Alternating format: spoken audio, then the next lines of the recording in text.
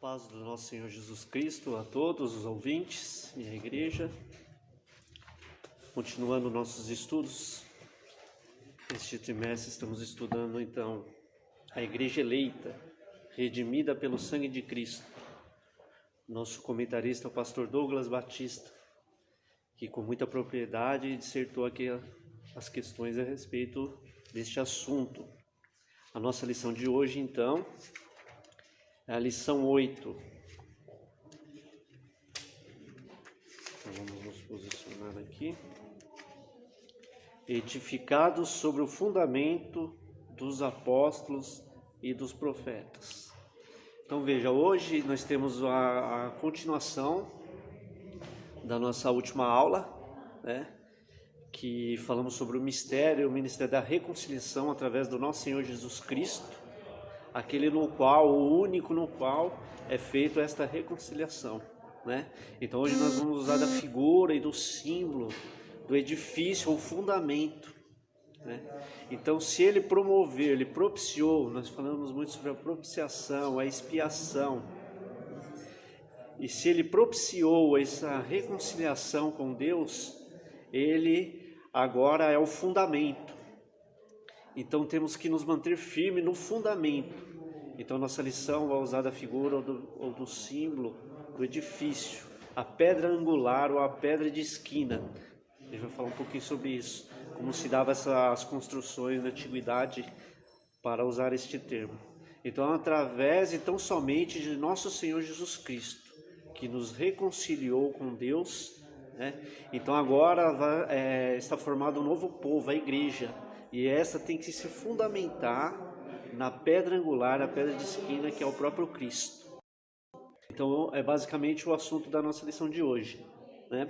Então, nosso primeiro tópico vai tratar um edifício espiritual, com o subtópico o santuário judeu, o santuário cristão no subtópico 2, no subtópico 3, a pedra angular, e no subtópico 4, Cristo, a pedra principal. Então veja toda essa figura a despeito da pessoa de Cristo, como a pedra angular, né? Então, a despeito da igreja, há algumas características, ou símbolos, ou figuras, no qual se relacionam. Então, nós usamos a expressão corpo, o corpo de Cristo, né? Então, porque o corpo, na qualidade de corpo, a igreja participa da vida de Cristo, que é o cabeça da igreja. Na qualidade de noiva, a igreja participará do seu eterno amor. E na qualidade de edifício ou da construção, é um processo até a maturidade da fé. Então, nós vamos falar um pouquinho sobre esses conceitos, mas a lição ela é específica nessa simbologia do edifício, a construção e a pedra viva que somos nós, que somos enxertados no edifício, então fazendo parte deste corpo. Então falando a respeito aqui do primeiro tópico, o santuário judeu, então fazendo a referência à antiguidade do povo hebreu. Como conceito nós podemos definir aqui o santuário basicamente como o local da presença do Senhor. Então, porque vamos fazer uma transição do santuário como um edifício físico, né, para um edifício espiritual, onde será caracterizado o corpo como esse edifício, né? Então veja lá, uma primeira promulgação ali na Epístola de Pedro, 1 Pedro capítulo 2, verso 9.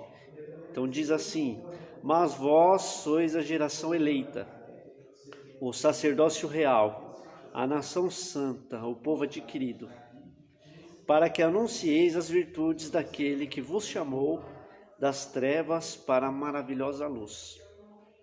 Então vejam, nós falamos daqueles que estavam alienados, dispersos, ou daquele formalismo ou legalismo. Através do nosso Senhor Jesus Cristo houve a reconciliação, né? Então esses foram chamados à maravilhosa luz, formando então um povo. Então o nosso assunto é a igreja, este povo, a igreja, tá? Então, como então a gente pode considerar os homens parte do corpo de Cristo? Então, uma consideração que Lutero faz. Então, para Lutero, através da fé somente. Então, ele considera a igreja como a comunhão dos santos, né? O lugar da comunhão dos santos. Então, através da fé somente, né? Agora, a despeito deste mistério, né? Paulo vai falar, grande é este mistério. Podemos ler isso aí lá em Efésios 5,32. Então diz, grande é este mistério, digo, porém, a respeito de Cristo e da igreja. É um mistério sendo revelado agora aos homens, tá, irmãos? Então, no que consiste? O mistério consiste na ação continuadora da obra de Cristo através do seu corpo, que é a igreja, né? Então, vejam só, consiste na ação continuadora da obra de Cristo. Um conceito muito importante. Então, este povo que fora formado, né? Então, agora não há etnias, judeus, gentios, um só povo, né? Um organismo vivo, nós vamos falar. Um organismo espiritual. Bom, a despeito do mistério, é bom que nós vejamos aqui em Lucas, capítulo 1, verso 35. Porque, e respondendo o anjo, disse-lhe, descerá sobre ti o Espírito Santo, e a virtude do Altíssimo te cobrirá com a sua sombra. Por isso também o santo, destacando aqui, por isso também o santo que de ti há de nascer será chamado Filho de Deus. Então esse organismo espiritual, né, e balizado no santo, né? Este é a figura que Paulo vai usar como edifício, né? Ou fundamento. Então a gente vai entender que essa questão do fundamento na modernidade é um pouco diferente da antiguidade. Agora, continuando aqui, ó, em Hebreus, ele diz, por isso, entrando no mundo, diz, sacrifício e oferta não quiseste, mas corpo me preparaste. Então, é um mistério através do corpo místico da igreja, que é a igreja. Tá? Essa é a consideração. Bom, nós falamos dos atributos da igreja, esse vale destacar, que é a unidade na diversidade, né? Porque agora nós estamos formulando, né, os que estavam dispersos, os que estavam longe, agora reconciliados, formam um só povo diante de Deus, a igreja. Tá? Então tem que pegar esse contexto. Então na aula passada eu falei muito sobre a história da redenção, né? Aqueles que estavam alheios a esta história. Então o povo, a igreja, esse organismo espiritual, ele não é em nenhum momento alheio a essa história da redenção, tá? Então essa unidade na diversidade é importante. João, capítulo 11, verso 52. E não somente pela nação, mas também para reunir em um corpo os filhos de Deus que estavam dispersos. Então reunir em um corpo. Então ainda estamos usando a figura do corpo, né? Porque na qualidade de corpo, a igreja participa da vida de Cristo, que é a cabeça da igreja. Também, Coríntios 12, 13. Pois todos nós fomos batizados em um Espírito, formando um corpo, quer judeu, quer grego, quer servo, quer livre, e todos temos bebido de um Espírito. Então veja, esse ministério da reconciliação, formulando então um só povo, tá? Por que nós estamos falando disso? É o edifício que está sendo formulado. Então, ora usando a figura do corpo, ora usando a figura do edifício. Então, quais as características? Como se tem no começo, né? Então, o corpo participa da vida, porque Cristo é o cabeça. Agora, o edifício, ele tem esse processo, né? Até a maturidade da fé. Então, as figuras têm as suas considerações e caráter teleológico diferente, a finalidade pedagógica diferente em cada figura que é usada a respeito da igreja, né? Então vamos ver o ministério dos dons espirituais. Acerca dos dons espirituais não quero que sejais ignorantes. Então veja a questão da maturidade, né, promulgada no edifício. Então é um processo, né? Então a gente não vai entrar nesse aspecto, que esse processo daqueles que estão separados em Cristo, né? Então eles participam das heranças espirituais, dons espirituais, ok? Vamos ver a consideração então do segundo subtópico, o santuário cristão. Porque ali estava falando então no primeiro subtópico de um santuário físico da antiguidade, né? Então nós tínhamos o tabernáculo, o templo judeu, né? E muito no contexto histórico, o templo judeu fez separação entre os judeus e os gentios. Então, sob pena de morte, um gentil entrasse no templo, né? Ele poderia discorria em risco de morte se entrasse no templo. E isso gerava um preconceito entre eles, uma separação, tá? Então a gente está fazendo uma transição desse edifício para uma figura de um edifício espiritual, né? Onde nós chegaremos no próprio corpo, tá? E a concepção a respeito disso. Pensamos então num organismo. Como nota tirei aqui para transcrever para vocês, a respeito da reforma. Então foi uma reação contra o externalismo geral da igreja, né? Como num caráter externo, uma instituição, uma organização. Então a reforma ela veio e ela trouxe e chamou a atenção que a igreja não era apenas uma organização, mas era um organismo vivo e espiritual. Então, nos seus escritos, Lutero chamou bastante atenção a respeito disso. Um trecho aqui. Então, ele torna a trazer o primeiro plano a verdade de que a essência da igreja não se acha na organização, mas nesta como a comunhão dos santos, tanto para Lutero como para Calvino, né? Então, dos reformadores. A igreja era simplesmente a comunhão dos santos, isso é, a comunidade dos que creem e são santificados em Cristo, e que estão ligados a ele, sendo ele a sua cabeça. Essa também é a posição exposta pelos padrões confessionais, então em geral da reforma. Então qual é o destaque aqui?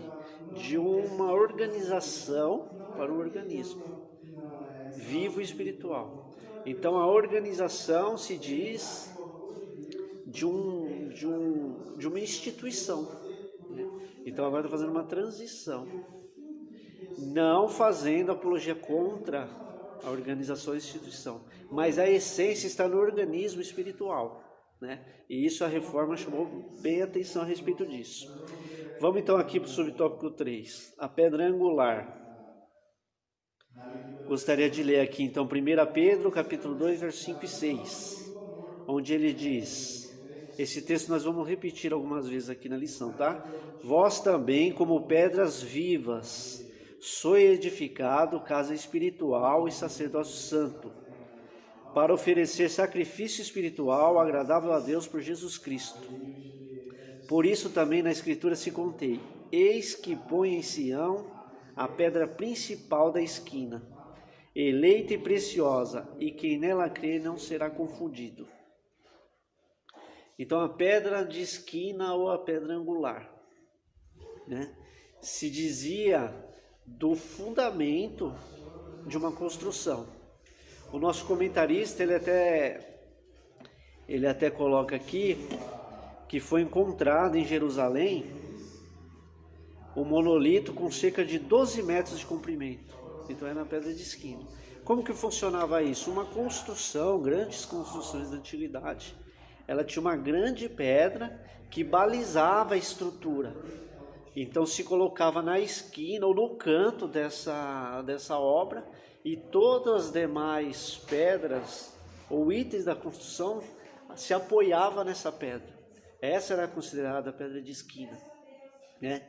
Ela era a que sustenta todo o edifício. Então é a figura do Cristo, a pedra de esquina, sem a qual tudo é derribado, né? Então a pedra de esquina ficava neste canto, na esquina, num ângulo de 90 graus, né? Também a pedra angular. A pedra angular tinha o mesmo objetivo, segurar o peso das construções, só que a pedra angular era usada em arcos, né? Pontes. Então fazia-se aquele arco e no meio tinha a pedra angular e segurava o peso. Então se você tirar a pedra angular, tudo desmorona. Então ela tem a característica de sustentar. Então quem é a pedra de esquina, a pedra angular? Cristo.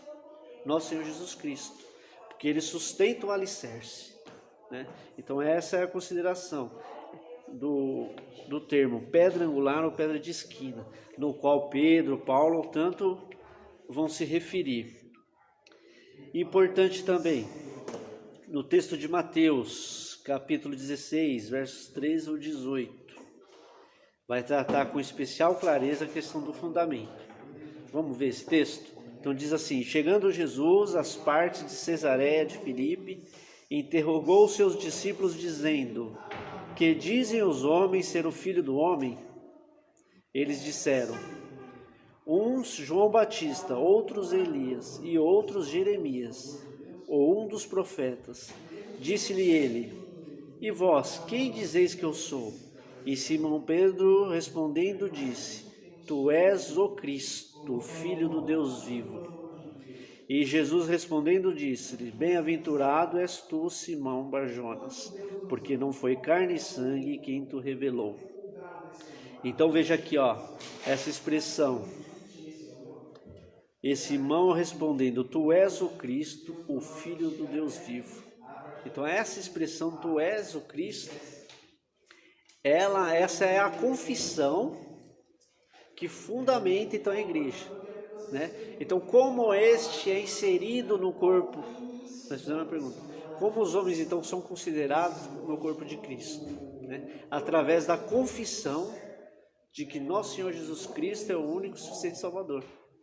Então esse é o fundamento, a confissão que Pedro faz, né? Então temos uma passagem também, lá em João 11, 24 e 27, disse-lhe: eu sou a ressurreição e a vida, quem crê em mim, ainda que esteja morto, viverá. E todo aquele que vive e crê em mim, nunca morrerá. Crê tu nisto? Disse-lhe ela: sim, Senhor, creio que tu és o Cristo, o Filho de Deus que havia de vir ao mundo. Então, João 11, 24 e 27. Então, veja a confissão: creio que tu és o Cristo, né? Então, aqui no contexto da morte de Lázaro, né? Então, está nesse contexto aqui. Então, veja, a confissão, né, é o modo na qual o homem é inserido no corpo, neste edifício em construção. Tá? Então, uma característica importante: a pedra angular, a pedra de esquina, o Cristo, e a confissão a despeito do Cristo insere você neste edifício, no qual o fundamento é Cristo. Então essa é a consideração. Vamos ver aqui: Cristo, a pedra principal. Então, no subtópico 4, algumas passagens então importantíssimas no nosso contexto. Separei aqui pra gente. 1 Coríntios, capítulo 3, verso 11. Porque ninguém pode pôr outro fundamento além do que já está posto, o qual é Jesus Cristo. Então, um texto mais claro do que esse aqui é impossível, né? Então, 1 Coríntios 3 e 11. Outro texto, Atos 4 e 11.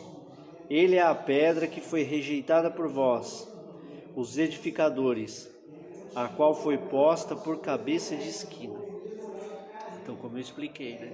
A grande pedra que sustenta todo o edifício, colocado como cabeça de esquina. 1 Pedro também, capítulo 2, versos 4 e 7. E assim para vós, os que credes, é preciosa, mas para os rebeldes, a pedra que os edificadores reprovaram, esta foi a principal da esquina. Então a pedra é a figura, é o tipo do Cristo, né? Aponta para o nosso Jesus Cristo. Tipo porque ele é o antitipo, ele é o próprio fundamento, né? E também Efésios 2, 19 e 22. Assim já não sois estrangeiros nem forasteiros, mas concidadãos dos santos da família de Deus, edificados sobre o fundamento dos apóstolos e dos profetas, de que Jesus Cristo é a principal pedra de esquina, na qual todo o edifício bem ajustado cresce para templo santo no Senhor, no qual também vós justamente sois edificados para a morada de Deus no Espírito. Então a expressão fundamento dos apóstolos e profetas fica mais claro para a gente se entendemos como alicerce, né? Você fala, o fundamento é Cristo ou os apóstolos e os profetas? Então o fundamento é Cristo. O contexto aqui, se nós entendemos como alicerce, então há uma pedra de esquina, o monolito, como nós vimos em Jerusalém, sustentava o templo, de 12 metros, e ao lado dessa vai sendo colocados os alicerces. Tudo isso é um fundamento, mas sem a pedra de esquina tudo é derribado, nada funciona, né? Então é nesse sentido, é o fundamento o ensino dos apóstolos e o testemunho dos profetas, né? Fazendo parte do alicerce desse grande fundamento. Então essa é a característica, tá? Que nós precisamos bem entender. Então, ok, definido esse conceito, pedra angular, pedra de esquina, a figura do edifício, né? E como o homem, então, pode ser considerado parte desse edifício. Importante isso, através da confissão de que nosso Senhor Jesus Cristo é o único suficiente Salvador. Então, vós sois pedras preciosas, pedras vivas, Pedro fala. Então, sendo inserida no edifício. Essa é a característica.